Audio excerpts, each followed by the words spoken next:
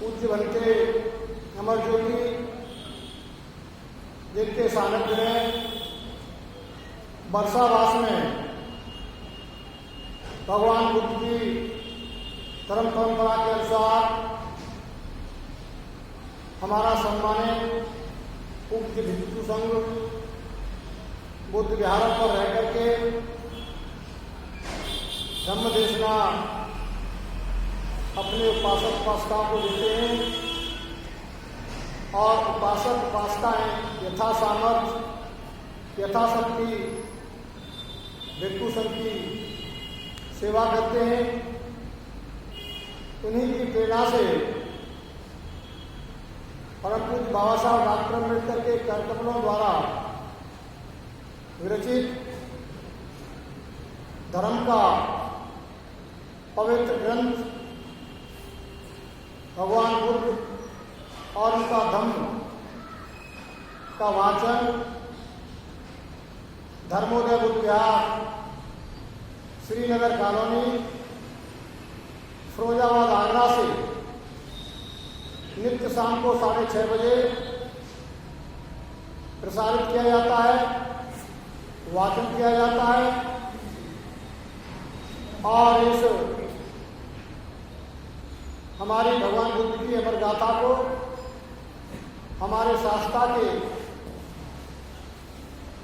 जीवन चर्या और उनके द्वारा बताए गए कल्याणकारी मार्ग का भारत में करोड़ों करोड़ों लोग लाभान्वित हो रहे हैं।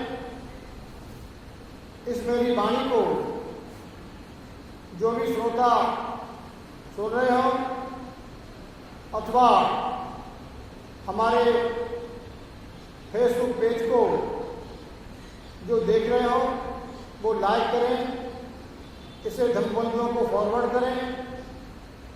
हमारा यूट्यूब चैनल भारत गौरव बुद्ध को भी सब्सक्राइब करें और लाइक करें और पुण्य लाभ कमाने के लिए अन्य धर्मबंधुओं को फॉरवर्ड करें ताकि हमारे धर्मबंधु समस्त भारतवासी जो अपने व्यस्त जीवन में धम्म चर्चाओं में भाग नहीं ले पाते, पठन पाठन का व्यस्त जीवन में समय नहीं मिल पाता, तो जब चाहे अपनी सहूलियत के अनुसार हमारे यूट्यूब चैनल को खोल करके इसे पढ़ सकते हैं और धर्म लाभ ले सकते हैं। तो इसलिए आप भी इस पुनीत कार्य में हमारा फॉरवर्ड करके सहयोग करें। आज भगवान बुद्ध की पवित्र जीवन गाथा को आगे बढ़ाते हुए हम आपको बताना चाहेंगे कि जब भगवान बुद्ध ने तमाम अपने समकालीन विद्वानों के, ऋषियों के, मुनियों के, योगियों के विचारों से सहमति न रखते हुए त्याग कर दिया और उसका वैधानिक कारण बताया कि वो जनहितकारी नहीं है, तो भगवान बुद्ध ने कुछ बातों को संशोधित किया और कुछ बातों को पूर्ण रूप से अस्वीकार किया। आज हम भगवान बुद्ध की अन्य मतांतरों, धर्म ग्रंथों के विचारों से तुलना और उनका किस बात को लेकर के, किस मत भिन्नता की वजह से विरोध था, उस पर प्रकाश डालेंगे। दार्शनिक तथा धार्मिक विचार का सर्वेक्षण वो दर्शाता है कि जिस समय बुद्ध ने अपने शासन को प्रतिपादित किया उस समय कुछ विचारों ने लोगों के दिमाग को जकड़ लिया था। भगवान बुद्ध ने बुद्धत्व प्राप्त करने के बाद में लोक कल्याणकारी मार्ग को सुविचारित करने के बाद में धम्म का जब पहला संदेश 5 भिक्षुओं को सारनाथ में दिया था, उस दिन को धम्मचक्र प्रवर्तन दिवस के रूप में संपूर्ण विश्व में मनाया जाता है। वो भगवान बुद्ध के धम्म का प्रथम दिन प्रारंभिक माना जाता है और उस समय भगवान बुद्ध प्रकाश डालते हुए उपासक उपासिका और अपने भिक्षु संघ को बताते हैं कि उस समय लगभग 62 मत मतांतर ऋषि मुनियों के दार्शनिकों के प्रचलित थे, जो हम पूर्व में बता चुके हैं। उन दार्शनिकों के अलावा जो प्राचीन धार्मिक ग्रंथ, वेद, उपनिषद, पुराण, स्मृतियां,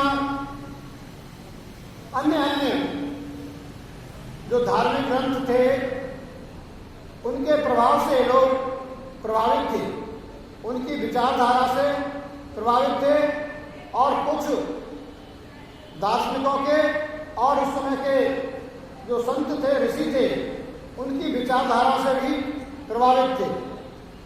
इसलिए भगवान बुद्ध को अपने धर्म का प्रचार प्रारंभ किया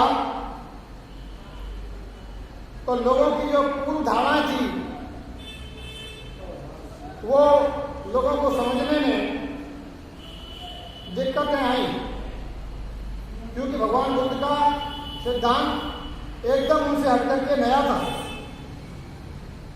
वेदों के अमोघ अचूक होने का विश्वास था।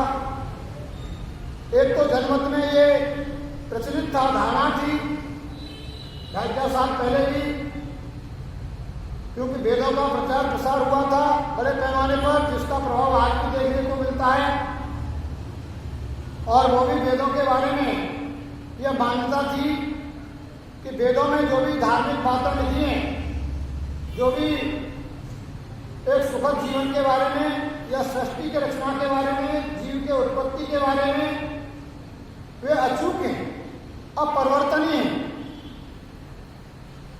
तो भगवान बुद्ध के सामने उपासकों के मन में यह प्रश्न पैदा हुआ कि भगवान बुद्ध जो बात बता रहे हैं, जो अपना धर्म का उपदेश दे रहे हैं, वो वेदों के खिलाफ है।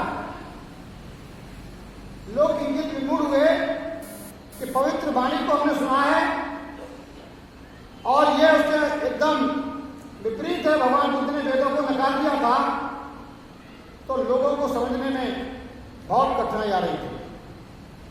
लेकिन सम्मानित उपासक उपासिकाओं, भगवान बुद्ध का धर्म बुद्धि का धर्म है, गतांगत लोके वाला धर्म नहीं है।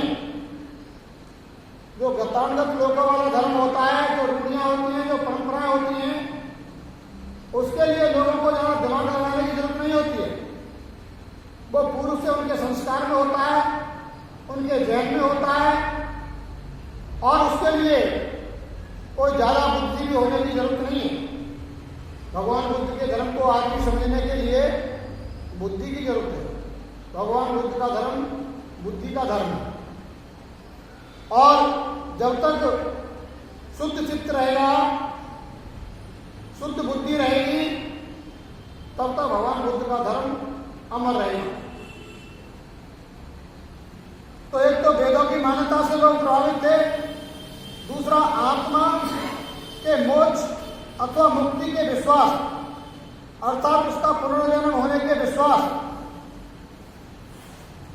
एक ये भी धारणा थी कि आत्मा जो आती है और आत्मा को शरीरंत होने के बाद में मोक्ष लाभ होना चाहिए, मोक्ष की प्राप्ति होती है और मोक्ष की प्राप्ति के लिए वेदों में यज्ञों की व्यवस्था बताई गई। यज्ञों में आहुति देकर, बलि देकर देवताओं को खुश करके मनुष्य सांसारिक बंधनों से मुक्त हो सकता है, ऐसा वेदों में नीत है, प्रचारित था, जिसकी धारणा उस समय के समाज पर थी। उनकी यह भी मान्यता थी कि मृत्यु के बाद आत्मा का पुनर्जन्म होता है। धार्मिक अनुष्ठानों तथा कर्मकांड तथा यज्ञ बलि की क्षमता को मोक्ष का साधन के रूप में मानने में विश्वास था। यह भगवान बुद्ध 2500 साल पहले की सामाजिक मानसिक मान्यता क्या थी, लोगों की क्या क्या धारणा थी, उनको एक एक करके गिना रहे हैं। पहली धारणा थी वेदों में अछूत होने का विश्वास। दूसरा थी आत्मा और आत्मा को मोक्ष प्राप्त करना और पुनर्जन्म और बंधनों से मुक्त होने के लिए यज्ञ व्यवस्था। अगली व्यवस्था थी चातुर्वर्ण व्यवस्था को सामाजिक संगठन के आदर्श के रूप में मानने में विश्वास। जो चतुर्वर्ण व्यवस्था थी, जो 4 वर्ण जो बनाए गए थे, उसे एक आदर्श व्यवस्था के रूप में माना जाता था और उसे अपना धार्मिक कर्तव्य समझ के मनुष्य उसका पालन करते थे। कोई उसके विपरीत बात सुनने के लिए तैयार नहीं होता था, उस पर उंगली उठाना अधार्मिक माना जाता था। अगली मान्यता धारणा थी ईश्वर को सृष्टिकर्ता और ब्रह्म को विश्व का मुख्य मूल आधार मानने में विश्वास। कि ईश्वर ने सृष्टि की रचना की है, ब्रह्मा ने विश्व की रचना की है और मुख्य मूल आधार मानने में विश्वास था कि वही ब्रह्मा ही सृष्टि का रचयिता है। आत्मा में विश्वास था कि आत्मा जन्म लेती है और हमारे अंदर आत्मा जब निकल जाती है तो मृत्यु प्राय हो जाती है, मर जाती है। हमारे अंदर जो भी बोलता पुरुष है, जो भी बोलती शक्ति है, वो आत्मा मानने की धारणा थी। आत्मा के संसरण अर्थात आत्मा के पुनर्जन्म में विश्वास था और यह भी आज से 2500 साल पहले मान्यता थी। लोगों में विश्वास था कि आत्मा का पुनर्जन्म होता है, मृत्यु के बाद में आत्मा पुनर्जन्म लेती है। और अगली धारणा थी कर्म भाग्य में विश्वास अर्थात पुनर्जन्म के कर्मों द्वारा इस जन्म में आदमी की स्थिति को निश्चित करने में विश्वास। वर्तमान समय में जो आदमी के हालात होते थे, चाहे वो खुशहाल हो या बदहाल हो, उसके लिए पूर्व जन्म के कर्मों को कारण माना जाता था कि पूर्व जन्म में कर्म खराब किए हैं, जिसकी वजह से इसकी बदहाली है। और अगर अच्छे हालात का व्यक्ति है, माली हालात, मान सम्मान से उसके यश और सौर वैभव प्राप्त है, तो ये भी उसके पूर्व पुण्य जन्म का पुण्य कर्मों का फल है, ऐसा विश्वास किया जाता था। और आगे भगवान बुद्ध बताते हैं, अपने बुद्ध शासन के सिद्धांत के स्थापित करने में बुद्ध ने इन परंपरा मान्यता विचारों को अपने ढंग से प्रतिपादित किया। भगवान बुद्ध ने इन सारी बातों को कि विश्व का रचयिता कौन है, आदमी मरने के बाद में कहा जाता है, आदमी पुण्य लाभ कैसे कमा सकता है और आत्मा का पुनर्जन्म होता है या नहीं होता है, इन चीजों को भगवान बुद्ध ने अपने तरीके से, नए तरीके से संशोधित करते हुए प्रतिपादित किया। निम्नलिखित विचारों को उन्होंने अस्वीकार किया। ऊपर की जो अभी हमने बातें बताई आपको कि वेद पवित्र है या नहीं है, धारणा ये भी पवित्र है, लेकिन भगवान बुद्ध ने उनमें भी संशोधित करते हुए कुछ बातें कही। आत्मा परमात्मा के बारे में बताया, पुनर्जन्म के बारे में बताया, चतुर्वर्णी व्यवस्था और ईश्वर सृष्टि का रचयिता है या नहीं, आत्मा आत्मा में विश्वास करना चाहिए, नहीं करना चाहिए, पुनर्जन्म होता है नहीं होता है, और मनुष्य के जो वर्तमान हालात हैं इसके लिए पूर्व जन्म के कर्म जिम्मेदार हैं या नहीं है, इन बातों में भगवान बुद्ध ने संशोधित करते हुए अपने तरीके से परिभाषित किया। वो कैसे परिभाषित किया? आप नित्य धम्म गोष्ठी में आते रहेंगे, सुनते रहेंगे, तो भगवान बुद्ध के द्वारा संशोधित सिद्धांतों को, नीतियों को, नियमों को आपको अवश्य सुनने के लिए अवसर मिलेगा, मौका मिलेगा, तो आपके बीच में जो भ्रांतियां हैं वो दूर होंगी। और कुछ बातों का उन्होंने संशोधन न करके पूर्ण रूप से नकार दिया। जैसा कि भगवान बुद्ध ने कहा कि जिन नीति और सिद्धांतों में परिवर्तन नहीं हो सकता और वो देश काल परिस्थितियों में मानव अनुकूल नहीं है, बहुजन हिता बहुजन सुखा नहीं है और उनमें संशोधन नहीं हो सकता, तो उनको त्याग लेना चाहिए। इसी तरीका से भगवान बुद्ध ने कुछ बातों को हमेशा के लिए त्याग दिया। यह बात परम पूज्य बाबा साहब डॉक्टर अम्बेडकर ने भगवान बुद्ध के दर्शन से प्रभावित होते हुए भी अपने व्याख्यानों में कहा कि जिस हिंदू धर्म में संशोधन नहीं कर सका, परिवर्तन नहीं करा सका, क्योंकि उस समय के जो धर्माचार्य थे, जो शंकराचार्य थे और बड़े बड़े विद्वान थे, बाबा साहब डॉक्टर अम्बेडकर ने उनसे शास्त्रार्थ करके हिंदू धर्म में सुधार के बहुत सारे सुझाव दिए, अपना पक्ष भी रखा। किंतु लोगों ने हिंदू धर्म के जो बड़े बड़े विद्वान थे, उन्होंने यह हवाला दे करके कि बाबा साहब डॉक्टर अम्बेडकर वेदों में परिवर्तन चाहते हैं, जो हमारा शास्त्रोक्त नियम है उसमें परिवर्तन नहीं हो सकता, तो बाबा साहब डॉक्टर अम्बेडकर को भी अंततः वक्तों में निर्णय लेना पड़ा कि जो चीज़ सुधार नहीं सकते, जिस व्यवस्था को हम सुधार नहीं सकते, तो उसे त्याग तो सकते हैं।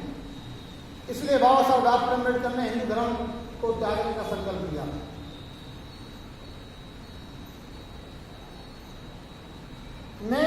भगवान बुद्ध ने किन बातों को त्याग दिया? सभी सम्मानित ध्यानपूर्वक सुने, आपकी बहुत सारी भ्रांतियां दूर होंगी।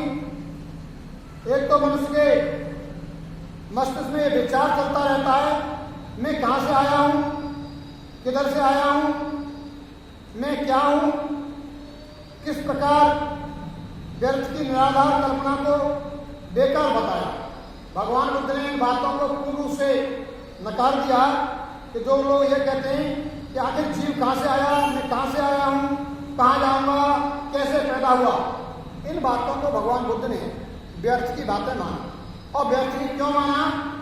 क्या आप इन बातों के पीछे प्रश्न के पीछे प्रश्न, प्रश्न के पीछे प्रश्न पैदा करते जाएंगे तो इनका कोई अंत नहीं है। न जब था 2,500 साल पहले, न उससे पूर्व था, न वर्तमान में। आप जब कोई कि संसार कहाँ से आया, आत्मा कहाँ जाती है, कैसे जाती है, क्यों जाती है, ये क्या क्यों के प्रश्न का जब न पहले कोई हल था न आज भी है। इसलिए मनुष्य को इन बातों पर समय बर्बाद नहीं करना चाहिए और भगवान बुद्ध ने इन बातों को व्यर्थ की बात मानते हुए त्याग किया। आगे उन्होंने आत्मा के अनधिकृत मत को भी अस्वीकार किया। उन्होंने आत्मा को न शरीर, न वेदनाएं, न संज्ञा, न संस्कार और न विज्ञान ही माना। जो हम आत्मा परमात्मा की बात करते हैं कि आत्मा अजर अमर है, भगवान बुद्ध ने आत्मा के अनधिकृत मत को अस्वीकार किया। आत्मा नाम की कोई चीज नहीं होती, कोई तथ्य नहीं होता, कोई तत्व नहीं होता। इस बात को भगवान बुद्ध ने पूर्ण रूप से नकार दिया। आत्मा को न शरीर माना, न वेदना माना, न संज्ञा माना, न संस्कार माना, न विज्ञान माना। इनमें से किसी भी तत्व के रूप में आत्मा को उन्होंने स्वीकार नहीं किया। उन्होंने कुछ धार्मिक उपदेशकों द्वारा प्रतिपादित सभी उच्छेदवादी मतों का बहिष्कार किया। उन्होंने नास्तिकों के मतों की निंदा की। और भगवान बुद्ध के बारे में कहा जाता है कि भगवान बुद्ध नास्तिक थे। ये बात नितांत गलत है, भ्रामक है। जिन लोगों को भगवान बुद्ध के वो लोग ऐसी बात कहते हैं कि भगवान बुद्ध की मतलब जो है नास्तिक थी। ये प्रमाणिक धर्म ग्रंथ है, इसमें उन्होंने लिखा है बाबा साहब डॉक्टर अम्बेडकर ने, उन्होंने नास्तिक के मतों की निंदा की। जब उन्होंने नास्तिकों के मतों की निंदा की तो भगवान बुद्ध आस्था रखते थे, लेकिन आस्था किसमें रखते थे, क्या सत्य तत्व था किसमें आस्था रखते थे, वो आगे आपको पढ़ने को मिलेगा, सुनने को मिलेगा। क्योंकि भगवान बुद्ध ने कुछ चीजों में संशोधन किया है, अपने तरीके से परिभाषित किया। उन्होंने इस सिद्धांत को नहीं माना कि विश्व विकास के आरंभ का ज्ञान विदित है। भगवान बुद्ध ने इस सिद्धांत को भी नहीं माना कि विश्व का विकास कैसे हुआ है, इससे पहले का ज्ञान विदित है, लोगों को ज्ञात है, वो बता सकते हैं कि सृष्टि की रचना कैसे हुई। और अब तक जो मत प्रचलित है वो फाइनल नहीं है।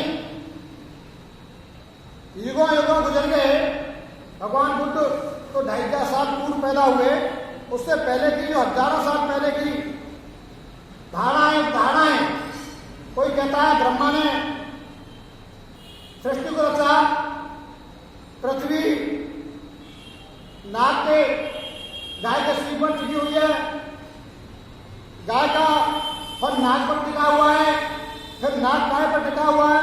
ये सिद्धांतों को अभी विश्व स्तरीय मान्यता नहीं मिली। सृष्टि के रचना के बारे में अभी किसी भी वैज्ञानिक के और किसी भी दार्शनिक के, किसी भी ऋषि मुनि के उत्पत्ति के बारे में किसी भी सिद्धांत को सार्वभौमिक मान्यता विश्व स्तर पर नहीं है। इसलिए भगवान बुद्ध ने इस बात को 2,500 साल पहले भी कह दिया कि ये जो काल्पनिक कहानियां सुनाई जाती हैं कि विश्व की रचना ऐसे ऐसे हुई, ऐसे ऐसे आदमी की उत्पत्ति हुई, जीवों की उत्पत्ति हुई, ये कल्पना है, ये तथ्यहीन बात है। और ये बात भगवान बुद्ध ने 2,500 साल पहले कही, और 2,500 साल में भी, बाद में भी, आज के समय में भी विश्व स्तर पर कोई दावा करके नहीं बता सकता कि विश्व की ऐसी संरचना हुई। अभी तक जो भी वैज्ञानिकों के मत निकल करके आए हैं, पता लगता है कि 10 साल बाद, 5 साल बाद तो सिद्धांत में परिवर्तन हो जाता है।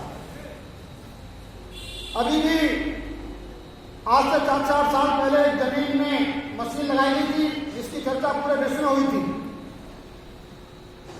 और पूरे विश्व के वैज्ञानिक लगे थे, और उसमें वो गॉड तत्व की खोज करना चाहते थे कि वो कौन सा तत्व है, कौन सा ईश्वरीय तत्व है जिससे संसार की रचना हुई। लेकिन वो तत्व भी फाइनल नहीं हुआ।